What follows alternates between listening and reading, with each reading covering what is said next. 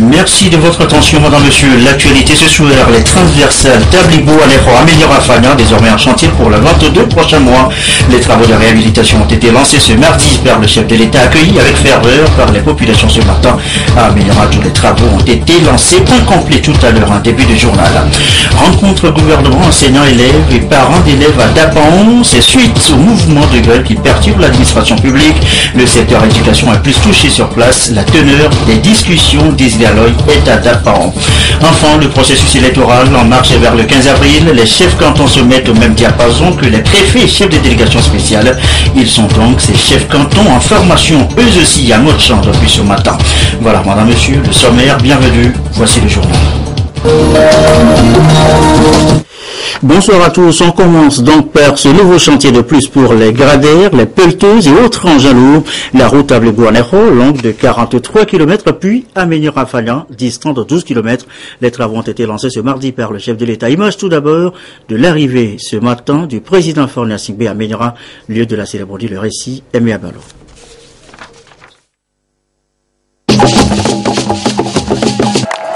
À l'appel de Tabougan, grand tam-tam local qui ne résonne que lors des grands événements, les populations d'Améniran, Drikpo, Afagnan, Enfouin, Glidi, Tablibo, Vaugan, Aneho et des localités environnantes se sont mobilisées pour accueillir avec ferveur le président de la République à l'occasion du démarrage des travaux de réhabilitation de 2 axes routiers stratégiques pour l'économie de toute la région maritime sur plus de 55 km.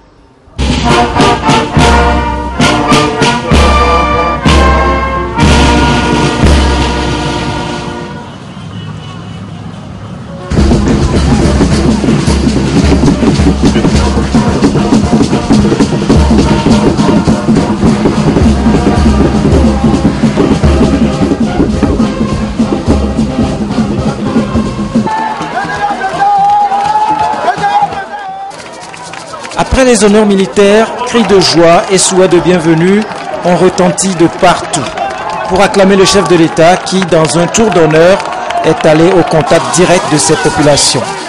Saluant hommes, femmes, jeunes, notables, cadres et natifs du milieu qui ont tenu par cette ovation populaire à lui rendre hommage pour cet important projet d'infrastructure qui va permettre à leurs différentes localités de bénéficier des fruits de la croissance du pays.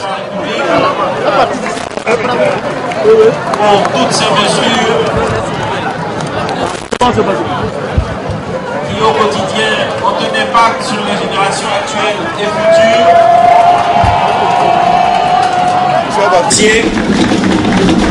Et qui attaquent. Ce décor ainsi planté annonce le début d'une cérémonie pleine de perspectives, l'espoir d'un mieux-être pour ces populations à travers les nouvelles opportunités de développement qui se profilent à l'horizon pour toute la région.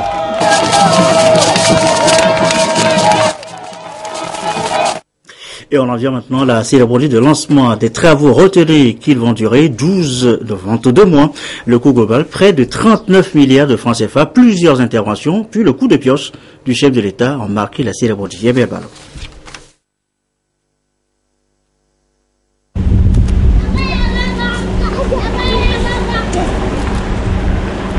Ils ont fait leur temps et ne répondaient plus aux réalités et à la pression du trafic, accentuée surtout par le passage des poids lourds à cause de la naissance d'usines de cimenterie dans la région maritime. Les tronçons Tablibo-Anejo, 43 km, et Améniran-Afagnan, 12 km, vont faire peau neuve pour mettre fin aux difficultés de circulation des populations dans la zone, conformément au programme d'action prioritaire du chef de l'État en matière d'infrastructures routières. Coût du projet, près de 39 milliards de francs CFA sur un financement de l'État soutenu par la Banque ouest-africaine de développement. L'État a établi avec les bailleurs de fonds un partenariat fructueux qui profite beaucoup au secteur des infrastructures, dont principalement les axes routiers.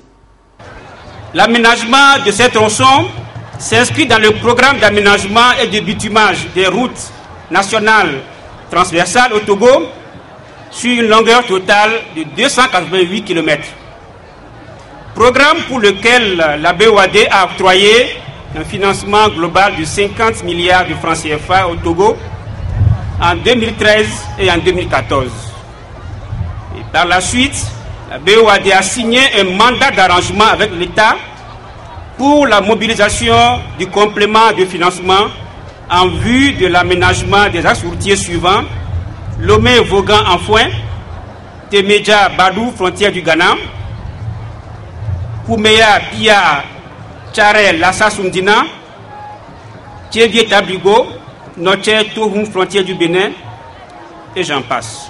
Il me plaît de porter à votre haute attention que la BOAD présentera dans 2 jours à son conseil d'administration une proposition de prêt pour le financement du projet d'aménagement du bitumage de la RN 17, le tronçon Katiamba-Sadori. Et je voudrais ici saluer la BIDC, la BID et la JICA pour leur constante et précieuse collaboration en vue de l'aboutissement de cette importante opération. Je voudrais vous réaffirmer, au nom du président de la BOAD, l'entière disponibilité de la banque à accompagner le gouvernement togolais dans ses efforts incessants de lutte contre la pauvreté et de modernisation des infrastructures nationales. Sur le premier axe qui va de Tabligbo à Néro, d'autres localités sont aussi desservies, comme Amenyran, Anfoin, Zoula. Et l'itinéraire du second chantier permet de rallier Amenyran à Afagnan pour rejoindre Agomeglozo à la frontière et au-delà à Tiégou, au Bénin. L'objectif est de désenclaver toute la région maritime. De plus, de par leur localisation géographique, ces axes facilitent les échanges avec le Bénin, concourant ainsi à l'intégration sous-régionale. Par ailleurs, ils sont en lien avec les objectifs du millénaire pour le développement qui sont de doter le Togo d'infrastructures de qualité. À la fin des travaux qui s'étendront sur 22 mois, la nouvelle route se présentera sous la forme d'une chaussée en rase campagne de 7,40 m de large avec 2 accotements de 1,50 m de part et d'autre, soit une plateforme de 10,40 m. À tous les usagers des tronçons Tabligbo à Néhon et d'Amenyran à Afagnan, je leur demande de respecter les consignes de circulation qui seront données et de faire preuve de patience et de prudence afin d'éviter des accidents au cours de l'exécution des travaux. La rénovation de ces routes va donc faciliter le développement socio-économique du milieu, zone de fabrication du ciment, mais aussi d'écoulement de produits locaux, cultures maraîchères, canne à sucre, produits issus de palmeraies et de manioc, céréales et noix de coco. Dans le domaine du transport et des infrastructures routières, c'est tout notre pays qui est en chantier, avec toutes les préfectures qui voient se réaliser ou démarrer les grands travaux de construction et de réhabilitation d'axes routiers majeurs, facilitant ainsi la circulation des biens et des personnes et le désenclavement de plusieurs zones. Sans être exhaustive, je voudrais citer pour nos 4 préfectures la réhabilitation de la route Lomé-Ilakonji, dotée d'une double voie entre Anéron et Ilakonji, la réhabilitation du pont d'Adjido, la construction d'un second pont à Anéron, le démarrage de la construction du pont sur le Mono entre Agomeglozo au Togo et Atiémé au Bénin, le démarrage de la réhabilitation de la route Lomé-Vogan-Anfoin, le démarrage de la réhabilitation de la route Thévier-Tablibo. Et aujourd'hui, Excellence, Monsieur le Président de la République, vous nous faites l'insigne honneur de donner le coup de pioche pour la réhabilitation des routes Tablibo, Anéron, Amenyran, Afagnan, comme vous l'avez fait un peu partout pour d'autres routes sur toute l'étendue du territoire national.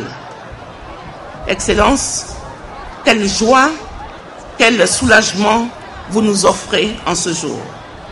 Nous, vaillante et laborieuse population de Vaud, des lacs, du Bamono et de Yoto, saisissons cette heureuse occasion pour vous exprimer notre profonde reconnaissance.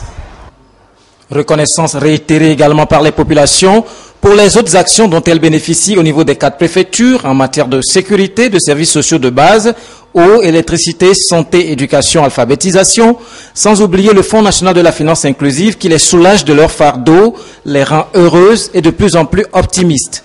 Espérance renforcée par le recrutement de bon nombre de leurs fils et filles dans l'exécution du présent chantier.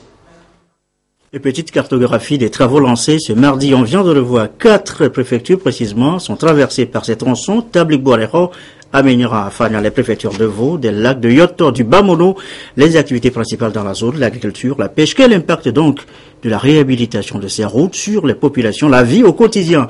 Après les travaux, c'est le dossier de cette édition de signé Isidore Koubatine.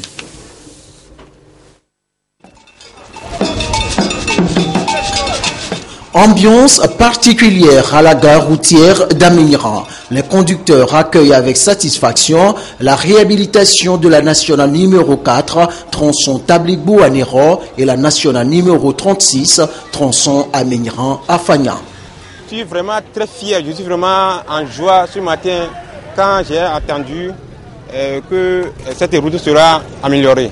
Parce que ça fait un peu longtemps. Bon, on roulait sur cette route et ça gâte beaucoup nos véhicules, nos pièces. Même nous-mêmes, on n'est pas toujours en bon état, quoi, compte tenu de cette route. Donc aujourd'hui, j'ai entendu que cette route sera améliorée. Je suis très fier et c'est notre joie. Au lancement d'aujourd'hui que le chef de l'État vient de nous faire, nous le remercions beaucoup et ça nous sera un peu facile de rouler facilement. La route là, ça va nous aider d'amener nos malades à l'hôpital et les femmes qui sont les commerçantes et les commerçants peuvent aller leur marché et leurs occupations. Ainsi donc, avec la restauration de ces routes, maillon essentiel de développement de la zone, c'est toute l'activité socio-économique des 4 préfectures bénéficiaires qui sera rehaussée. Avec le lancement et la réalisation de cette voie, pratiquement ça va réduire au moins les accidents et le cheminement des denrées alimentaires. Il y a nos mamans qui vont vendre, il y a nos frères, nos petits frères qui vont travailler, avoir de quoi survivre. Ça porte un plus également à l'économie nationale. Et je pense que cela va permettre d'accroître l'économie de la population. Les gens pourront vaquer librement à leurs occupations. On peut aller librement au marché. Mais également, c'est une véritable voie d'accès aux hôpitaux. Vous savez que les populations de Yoto vont très souvent vers l'hôpital d'Afania. Et aujourd'hui, je pense que c'est vraiment un soulagement. Nous avons bénéficié déjà des infrastructures scolaires. Nous avons bénéficié des infrastructures sanitaires et l'adduction d'eau. Avec cette politique des grands travaux de construction et de réhabilitation des infrastructures routières, le Togo confirme qu'il a pris un chemin irréversible de développement qui prend en compte aussi bien les villes que les zones de l'intérieur du pays. Donc de l'entendre, il va sans dire que les petits commerces vont également trouver leur compte, surtout avec les femmes. Oui, les femmes commerçantes, celles à qui s'adresse d'ailleurs depuis quelques semaines. Déjà d'aussi la délégation à l'organisation du secteur informel. Ce mardi, c'est à Batouar au grand marché de Lomé que Ingrid Awade et sa suite ont dit aux commerçantes de formaliser leurs activités. Lucassi et de Psoussoukbo.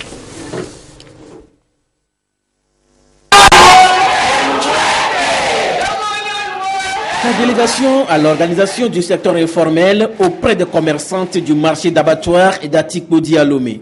Cette tournée de la DOCI, qui s'effectue sous l'impulsion du chef de l'État dans les différents marchés de Lomé, est destinée à permettre aux commerçantes de s'approprier toutes les initiatives prises et mises en œuvre par le président de la République pour améliorer leur activité et partant leurs conditions de vie. Ces femmes ont donc pris un peu de leur temps pour écouter la directrice générale de la DOCI, Ingrid Awade et sa suite, qui sont venus leur demander de tout mettre en œuvre pour formaliser leur activité. Pour plusieurs femmes de ces marchés qui battent leur plein au sein du grand marché de Dalouato, c'est pour la première fois qu'elles sont informées des avantages liés à la formalisation de leur activité commerciale. Les différents partenaires de la DOCI, notamment le ministère du Commerce, l'INAM, la CAMEC et le ministère de l'Agriculture, ont exposé aux commerçants les différentes actions menées par le gouvernement en leur faveur pour leur plein épanouissement.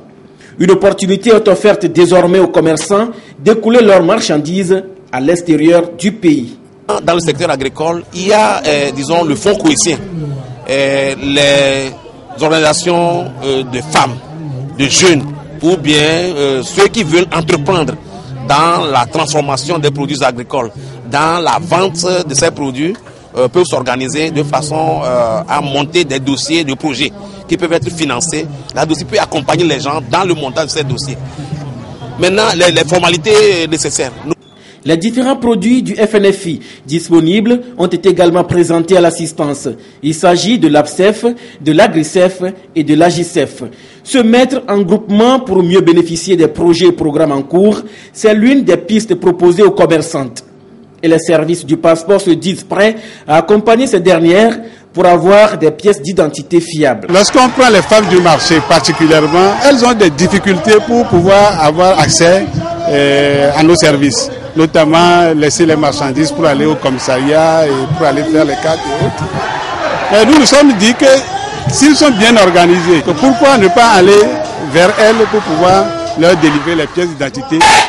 La directrice de la DOCI a précisé que tous les commerçants doivent penser à adhérer à la mutuelle d'assurance qui leur sera proposée très bientôt. Elle a fait la promesse de toucher qui de droit pour que l'infirmerie du marché abattoir soit approvisionnée en produits pharmaceutiques. Il a été rappelé aux commerçantes que l'égalité homme-femme doit être bien comprise pour éviter des conflits sans intérêt. Toutes ces nouvelles ont été visiblement bien accueillies ici à Abattoir, l'un des plus vieux centres commerciaux du grand marché de Lomé. Quel leadership féminin pour une Afrique émergente, c'est l'autre sujet du jour, en rapport toujours avec les femmes en quête, vous le savez, de leur autonomisation. Le thème nous renvoie à la journée du 8 mars, journée internationale de la femme, objet encore d'une table ronde ce matin à Lomé. Les précisions des décousseurs Gérald Agoudou avec Rabdan Bassina. Elles sont considérées comme le pôle de l'humanité. Elles sont présentes dans presque tous les secteurs d'activité. Il s'agit ici des femmes et 55% des flux monétaires proviennent des femmes. Question à présent, quel leadership féminin pour une Afrique émergente? Eh bien, la préoccupation est au cœur de cette rencontre appelée à élaborer de meilleures stratégies pour insérer beaucoup plus les femmes dans le processus de consolidation de l'état de droit et du développement socio-économique du continent. Le leadership, c'est de dire que nous sommes des femmes. Nous voulons avoir les leviers du pouvoir dans les domaines qui nous concernent, dans les domaines dans lesquels nous excellons, pour pouvoir peser sur les décisions que l'on pourra prendre à notre nom. Si nous restons dans nos coins pour qu'on fasse notre promotion, on n'y arrivera jamais. Et c'est ce courage, cette détermination, à mon humble avis, qui manque à la femme togolaise. On ne veut pas oser, on veut préserver son image, on veut rester dans le coin pour ne pas être atteint, on n'arrivera pas. Les initiatives du gouvernement togolais en faveur de la femme ne visent qu'un seul objectif, sa promotion. C'est la voie qui garantit l'équilibre et le progrès. Assurer le leadership féminin reste une voie prometteuse à la réalisation de nos ambitions de développement. Des avancées notables ont été opérées en matière d'égalité hommes et femmes. Je puis vous dire que chaque politique de notre pays, dans tous les domaines, prend en compte cette égalité et l'intégration de la dimension genre est au cœur de l'action du gouvernement. Ces assises de Lomé sont donc une occasion de plus pour réfléchir sur le leadership féminin et les avantages qu'il représente dans les actions en faveur de l'émergence du Togo. Il est 20h19. L'actualité, c'est aussi les mouvements de grève dans l'administration publique. Voici d'ailleurs à ce propos ce communiqué du gouvernement. Depuis plusieurs semaines, le gouvernement a engagé des discussions avec la synergie des travailleurs du Togo, STT, pour rechercher dans le calme et la sérénité des solutions concertées et durables suite aux revendications formulées par cette centrale syndicale. Parallèlement à ces discussions, la STT a lancé une série de manifestations dans diverses localités sous forme d'assemblées générales suivies parfois de caravanes qui se sont déroulées jusqu'à une date récente sans incident majeur. Malheureusement, depuis quelques jours, il a été donné de constater que la STT, après avoir quitté la table de discussion avec le gouvernement, s'est engagée dans la voie des manifestations et d'actions violentes. C'est ainsi que, dans la matinée du 12 mars 2015, en exécution des consignes de la synergie des travailleurs du Togo, STT, de Tone, des élèves des lycées Nassablé et d'Aponville 2, ainsi que certains enseignants et des élèves des établissements environnants ont occupé et organisé des sittings sur la nationale numéro 1.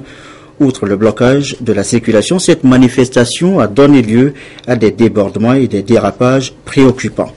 En effet, en lieu et place des revendications touchant à l'amélioration de la vie scolaire et du système éducatif, les élèves se sont mis à scander leur soutien à l'un des candidats à l'élection présidentielle du 15 avril 2015. Ces dérapages ont connu une escalade avec la tenue le même jour à Dapon d'une assemblée générale de la STT, précédée d'une caravane au cours de laquelle des actes de violence et de vandalisme ont été perpétrés. Ces violences ont particulièrement eu pour cible la direction régionale de l'enseignement des Savanes et l'inspection de l'enseignement secondaire général de Dapon qui ont été mises à sac.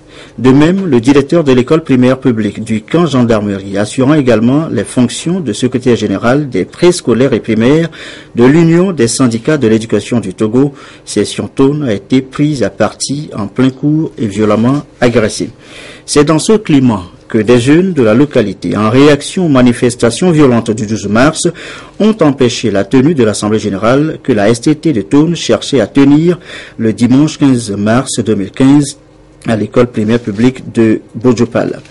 Dans un souci d'apaisement, le gouvernement a dépêché sur les lieux une forte délégation ministérielle pour rencontrer les acteurs de l'éducation et l'ensemble des parties prenantes. Malheureusement, le lundi 16 mars 2015, aux environs de 8h30, les membres de l'STT de Tone, appuyés par des centaines d'élèves des lycées de la ville, ont pris d'assaut les bureaux de la préfecture de Tone et l'hôtel de Dapaon. Munis de projectiles, de gourdins et de coupe-coupe, ces manifestants cherchaient visiblement à s'en prendre aux autorités et aux délégations se trouvant sur les lieux. Des actes d'une rare violence et d'une extrême gravité ont été enregistrés. Les bureaux de la préfecture de Tone ont été saccagés, agressés. Le préfet de Tone a été légèrement blessé. Grâce à l'intervention de forces de sécurité, les manifestants ont été dispersés et la réunion a pu poursuivre son cours normal. Les membres de délégations ministérielles ont ainsi eu des échanges avec la coordination de la STT de Tone. Compte tenu de la gravité des récents incidents enregistrés dans la préfecture de Tone, le gouvernement condamne tous les actes et toutes les initiatives qui sont de nature à porter atteinte à la quiétude et à la paix sociale. Le gouvernement condamne les actes de destruction et les voies de fait et lance un appel au calme et à la retenue. Le gouvernement déplore à cet effet la tenue des différentes assemblées de la STT de Tone dans les enceintes scolaires sans aucun égard pour les heures de cours et en violation des procédures d'usage établies pour leur autorisation. Il en est de même des caravanes organisées à répétition sur des voies à fort trafic et qui sont de nature à entraîner des débordements et des dérapages dangereux, comme en témoignent les récents incidents enregistrés à Dapon. Une enquête est ouverte pour élucider les circonstances de ces événements malheureux et situer les responsabilités conformément à la loi. Notre pays aspire à la préservation de l'état de droit. Pour ce faire, toutes les dispositions seront prises pour faire respecter l'ordre public et combattre toutes les dérives préjudiciables à la paix sociale. C'était là donc le terme de ce communiqué du gouvernement. Direction maintenant d'Apan où le secteur de l'éducation, on le voit, on a entendu, touché. 7 ministres ont dû faire le déplacement sur place. Ils ont rencontré enseignants, élèves et parents d'élèves. La teneur des discussions, Désiré Aloy, est à Dapon. Des membres du gouvernement, les enseignants, parents d'élèves et élèves de la région des Savanes. Long entretien entre les deux parties. Un débat franc pour ensemble trouver une solution définitive au mouvement qui trouble la fonction publique et surtout le secteur de l'éducation. Les membres du gouvernement ont apporté des éclairages pour faire comprendre aux uns aux autres les efforts faits et en train d'être faits pour améliorer les conditions de travail et de vie des fonctionnaires. La grève, en aucun cas, ne peut être une action violente. Nous avons exhorté les enseignants et les enseignantes à reprendre le chemin de l'école de façon pacifique et à s'inscrire dans un esprit de culture apaisée pour que l'année soit garantie pour les enfants de cette région également. Ils ont droit à l'éducation. Le gouvernement a concédé à la suite de négociations des points importants. On ne peut pas se cacher sous le prétexte de la grève pour orchestrer la violence, quel que soit le contexte dans lequel nous sommes. Globalement, les deux parties, après le débat, restent optimistes. Nous demandons à tous les acteurs de l'éducation de faire confiance au gouvernement. Les engagements qui ont été pris seront rigoureusement tenus. La condition salariale des enseignants, comme nous l'avons prouvé par le passé, va continuer de s'améliorer. Il n'y a pas besoin de casser, de détruire les acquis pour avancer. Nous avons échangé de façon très constructive avec tous ceux qui étaient là. Et je pense que le message est passé. Je sors de ce débat très informé et bien aguerri pour quand même sensibiliser les élèves, pour apporter un plus, surtout sur la sous-information. Ils nous ont promis que les discussions continuent. Il y a un comité de veille sur les discussions. Donc fondamentalement, je suis satisfait par rapport à leurs apports. Les élèves représentés à ce débat s'engagent à sensibiliser leurs camarades pour qu'ils soient en marge des grèves et opter pour la non-violence dans leur comportement. J'attire d'abord l'attention à mes camarades à la non-violence. Si il arrivait qu'il y a grève, donc il faut pas qu'ils vont sortir aussi dans les rues pour faire soit comme marche pour casser les choses. Et donc de laisser ça, s'il arrive qu'il y a grève, ils peuvent rentrer chez eux, soit apprendre ou coucher. C'est encore mieux. Et quant au professeur, il va aussi faire des efforts. S'il y a grève, ils vont s'entendre entre eux avec le gouvernement pour trouver une solution. Quand on voit nos enfants dans la rue, on ne dirait pas que c'est nos enfants. Et c'est l'occasion pour nous de mener des actions de sensibilisation. Seul le dialogue reste la voie propice pour régler tout problème. Le gouvernement demande aux syndicats de s'inscrire dans cette dynamique. Il appelle les élèves à la retenue et se soustraire des mouvements et faire face à leur avenir. Rencontre donc, on vient de le voir, avec les enseignants, les élèves et les parents d'élèves. Rencontre aussi avec les responsables locaux de la Synergie, la centrale syndicale auteur d'un mouvement de grève. Le compte rendu désiré à l'œil et notre bureau à Dapan. La délégation ministérielle en marge de la rencontre avec les enseignants, élèves et parents d'élèves a eu à s'entretenir avec la Synergie, une centrale syndicale des fonctionnaires section d'Apan. Une rencontre pour leur répéter les engagements de l'État pour améliorer les conditions de travail, aussi attirer leur attention sur les conséquences des mouvements qui aujourd'hui ont débordé à Dapan avec des violences extrêmes qui ont entraîné des actes criminels. La semaine passée, il y a eu des cas de violence. Après l'Assemblée générale de Synergie à Dapan aussi, il y a un enseignant qui a été violenté. Ce matin, c'est devant nous que les locaux de la préfecture ont été pris en compte par les élèves. Et c'est un enseignant armé de gourdins, armé de cailloux, armé de machettes, ce qui n'est pas normal. Donc l'occasion nous a été donnée d'échanger avec eux, de leur faire voir les efforts du gouvernement, de faire voir l'illégalité de leur mouvement jusqu'au jour d'aujourd'hui, parce que nous avons compris qu'il y a un manque d'information. Nous pensons après ces échanges que les uns et les autres vont se ressaisir pour que les cours reprennent normalement, pour que les enfants ne se retrouvent plus dans la rue, qu'ils soient en classe et que la paix civile soit préservée, parce que nous ne pouvons pas laisser la République à la traîne. Le gouvernement togolais est fermement disposé pour le dialogue, seule voie de sortie de toute crise. Des actes inciviques observés ce lundi 16 mars 2015 à Dapan n'arrangent personne. Ils font reculer tout effort et sapent le développement. Autre sujet évoqué maintenant, l'environnement et les félicitations du ministre Gilbert Borara à la brigade de veille environnementale. Félicitations mais aussi encouragement à poursuivre les missions de maintien du Togo dans la propreté. Les précisions avec Jalipo, Adolphe Paka. La brigade de veille environnementale BVE, reconnue dans sa mission de sensibilisation sur les comportements civiques et citoyens pour un environnement sain et propre, reçoit le soutien et l'encouragement des autorités togolaises.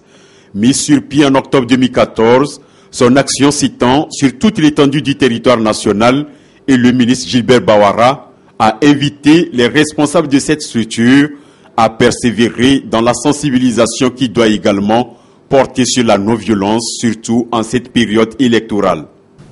Lorsque tous les jours, on voit le travail qui est en train d'être fait sur le terrain par la brigade de veille environnementale, nous ne pouvons que encourager et soutenir. Concomitamment et parallèlement à leurs activités, qu'ils travaillent pour aider le gouvernement, aider la Commission électorale nationale indépendante à sensibiliser nos concitoyens afin que le processus électoral ait lieu dans des conditions de sérénité et de paix. Et que l'élection débouche sur la préservation de la paix et de la stabilité, ainsi que de la sécurité. Les échanges ont permis à la brigade de veille environnementale de mesurer la portée de ses activités et de redoubler d'efforts pour faire du Togo un pays soucieux de préserver et de protéger son environnement.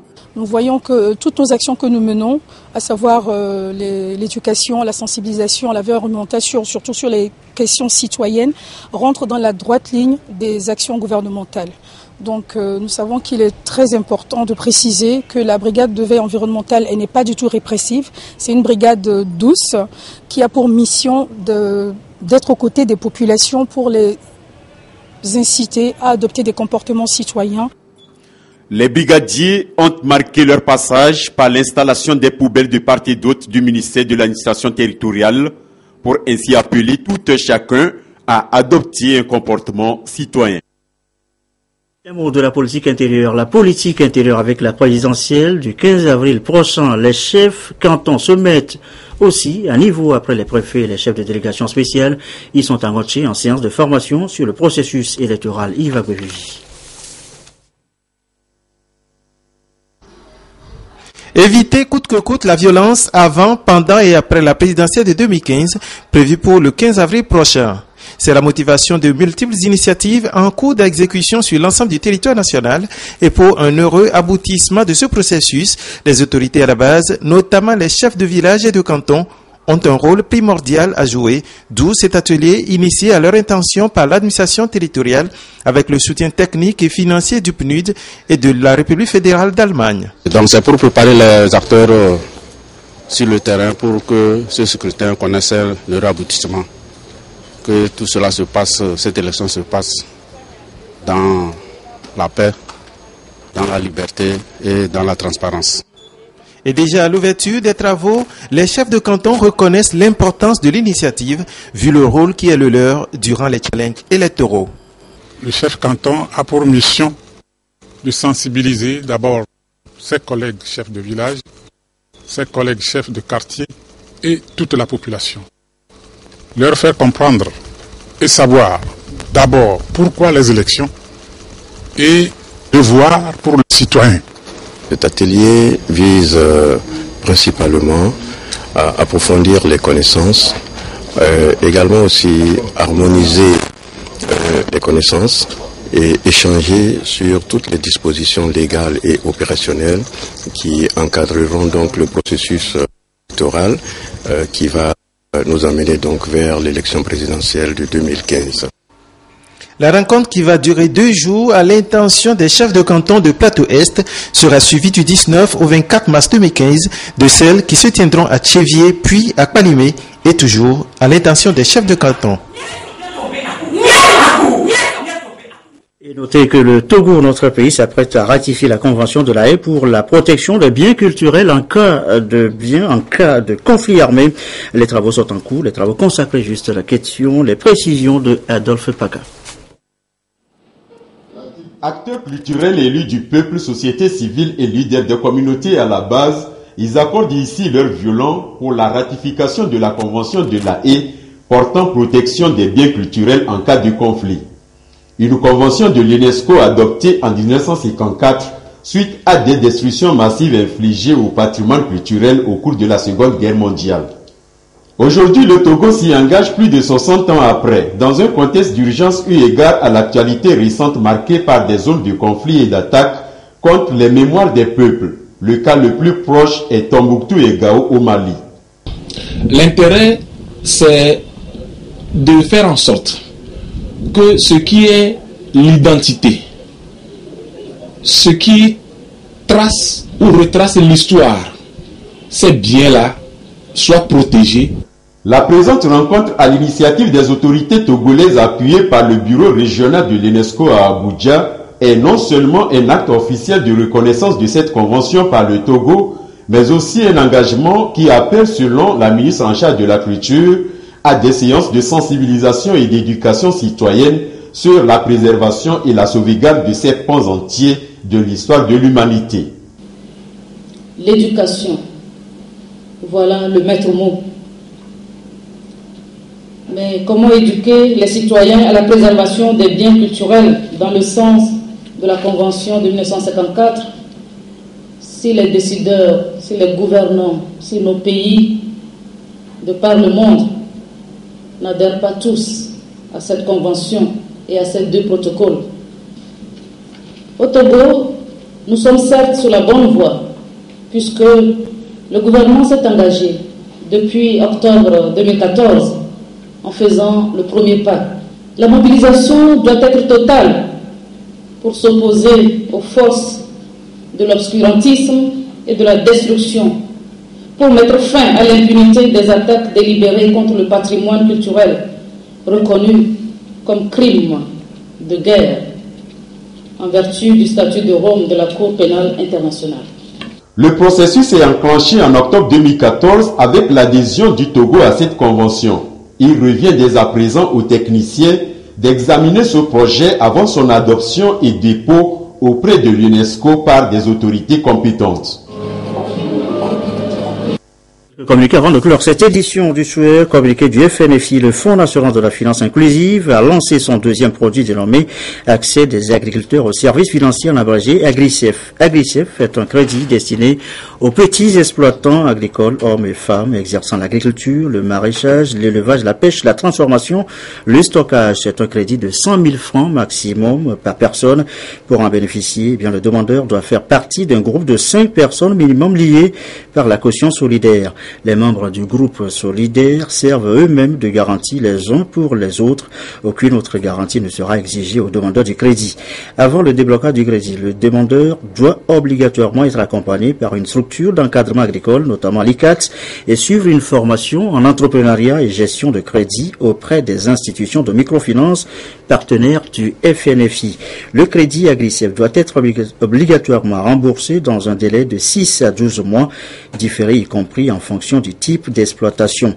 Le taux d'intérêt sur le crédit est de 8% l'an. Pour un crédit d'un montant de 100 000 francs, par exemple, l'intérêt est de 8 000 francs CFA. Une épargne de 1 000 francs CFA correspondant à 1% d'épargne stratégique lui sera reversée s'il rembourse son crédit à temps dans les 6 à 12 mois. Pour un crédit de 50 000 francs, l'intérêt est de 4 000 francs CFA avec une épargne stratégique de 500 francs CFA. Tout demandeur qui paye son crédit dans les délais impartis pourra bénéficier d'un second crédit. Le droit d'entrée pour tout demandeur est fixé à 1 000 francs CFA. Cette somme servira à l'établissement de sa carte de membre. Le demandeur devra aussi souscrire à une assurance d'invalidité et de décès de 0,75% du montant du crédit qu'il souhaite obtenir. Pour un crédit de 100 000 francs CFA, l'assurance est de 750 francs CFA. Pour toute information, rendez-vous dans l'institution de microfinance la plus proche de vous ou contactez le FNFI sur le numéro vert 80 00 00 12. Deuxième communiqué du FNFI et dernier, le Fonds national de la finance inclusive a lancé son troisième produit dénommé Accès des jeunes aux services financiers en abrégé AGCEF. AGCEF est un crédit destiné à soutenir et encourager les jeunes de 18 à 40 ans diplômés sans emploi ayant la volonté de se prendre en charge à travers l'auto-emploi dans les activités telles que l'artisanat de services, coiffure, menuiserie, maçonnerie, soudure, couture, l'artisanat de production, tissage, la transformation et les petits services C'est un crédit de 300 000 francs CFA maximum par personne. Pour en bénéficier, le demandeur doit faire partie d'un groupe de 2 à 4 personnes liées par la caution solidaire. Les membres du groupe formé servent eux-mêmes de garantie les uns pour les autres. Aucune autre garantie ne sera exigée aux demandeurs de crédit. Avant le déblocage du crédit, le demandeur doit obligatoirement être accompagné par les structures techniques de promotion de l'emploi des jeunes et suivre une formation en entrepreneuriat et gestion de crédit auprès des institutions de microfinance et partenaires du FNFI. Le crédit AJCF doit être obligatoirement remboursé dans un délai de 12 mois plus un différé maximum de 3 à 6 mois selon les cas, soit une durée totale de crédit de 15 à 18 mois au cas par cas. Le taux d'intérêt sur le crédit est de 8% l'an.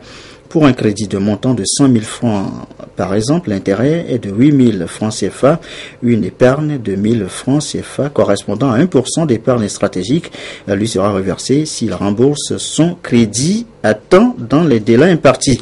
Pour un crédit de 200 000 francs CFA, l'intérêt est de 16 000 francs CFA.